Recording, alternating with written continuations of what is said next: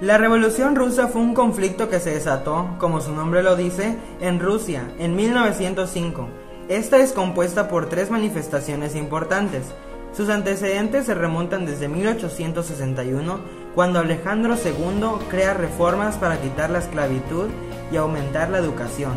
A consecuencia de esto, la clase obrera creció y cada vez más campesinos inmigraban a la ciudad. Para el siglo XX, la falta de modernización y el descenso de la agricultura causaron un ánimo revolucionario contra el zar Nicolás II. Las inconformidades del pueblo aumentaron después de la derrota en la guerra ruso-japonesa. En esta guerra, el primo Nicolás II, el Kaiser de Alemania, lo convenció de que entrara en conflicto con Japón. Sin embargo, la guerra solo beneficiaba a Alemania, ya que quería evitar que Japón se extendiera territorialmente.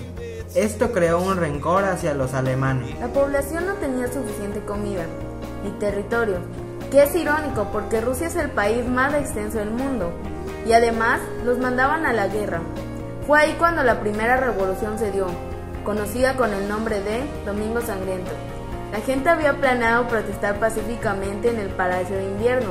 Sin embargo, el zar mandó a las fuerzas militares para desalojarlos violentamente, creando así una matanza a civiles. Surgió la presión social en el país y Nicolás se vio obligado a crear la Duma y las libertades civiles. En 1906 volvió a surgir inconformidad por el terrorismo y porque el zar manipulaba la Duma según sus intereses. En el periodo de 1905 a 1917 surgieron 4 versiones de la Duma.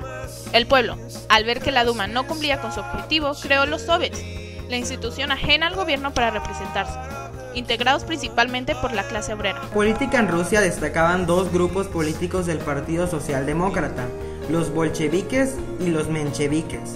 Los bolcheviques, encabezados por Lenin, eran un grupo radical socialista y estaba constituido principalmente por el pueblo, mientras que en los mencheviques figuraban los nobles y liberales contra el zar. Eran liderados por Martov. Ellos eran liberales, pero no tan radicales.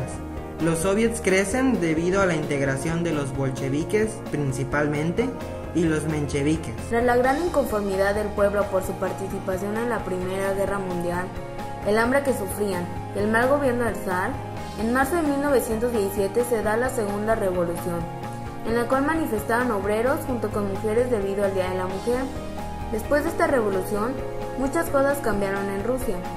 Una de las consecuencias fue que Nicolás II dejó el trono, dando fin a la era de los zares en Rusia. La Duma fue disuelta permanentemente y se estableció un gobierno dual, el provisional, al mando de Kerensky, y otro impuesto por los soviets, liderado por Lenin. La anarquía dio su auge durante este periodo y la gente causaba estragos. El gobierno provisional no mejoró la situación del país y en octubre del mismo año los soviets dan un golpe de estado para quitar el gobierno provisional y establecer el régimen bolchevique, liderado por Lenin con su asesor Trotsky.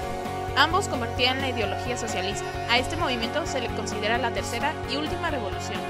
Al estar en el poder, Lenin trata de cumplir con las demandas del pueblo: pan, paz y tierra, por lo que pide provisiones de otros países para calmar el hambre.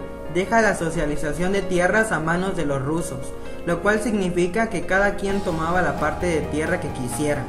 En cuanto a la paz, él manda a Trotsky a pedir la paz con los países centrales, dándose así el Tratado Brest-Litovsky, en el que Rusia pierde territorio, población y recursos productivos. Aún en 1918, el anarquismo seguía presente en la sociedad.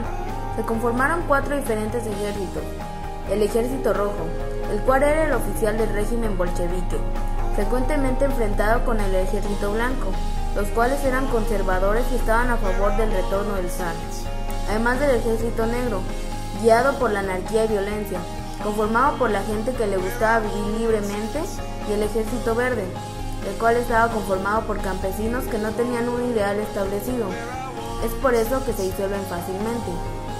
El 17 de junio de 1918 ocurre el asesinato de Nicolás II, provocado por el Ejército Rojo, terminando con la dinastía de los Romanov. Tras las críticas y levantamientos contra el régimen de los bolcheviques, en 1921, Lenin impone la nueva política económica, creando una economía mixta del socialismo y capitalismo. En ella se reactivan las empresas privadas con la condición del pago de impuestos al gobierno y sueldos a los empleados, En 1922, Rusia se convierte en la URSS. En 1924, la Unión Soviética había alcanzado una estabilización agrícola e industrial. Sin embargo, continuaba el desempleo y la brecha de clases sociales, revitalizándose la economía de Rusia y dejando al lado las ideas comunistas, por lo cual se crea un desacuerdo de ideales de Trotsky y Lenin, por lo que se distancian.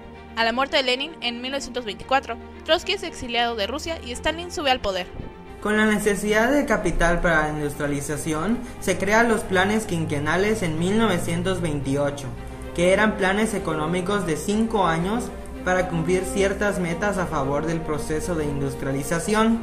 Con ellos se lleva a cabo la colecta de la tierra, afectando principalmente a los kulaks, la clase media del campo. A partir del tan sorprendente crecimiento económico logrado en los 3 primeros quinquenios, se alcanza la autosuficiencia alimenticia. Al final de todo, Lenin es considerado el padre de la Unión Soviética. Stalin muere en 1953, seguido por Nikita. Sin embargo, los planes quinquenales fueron utilizados en la URSS hasta su desintegración en 1991.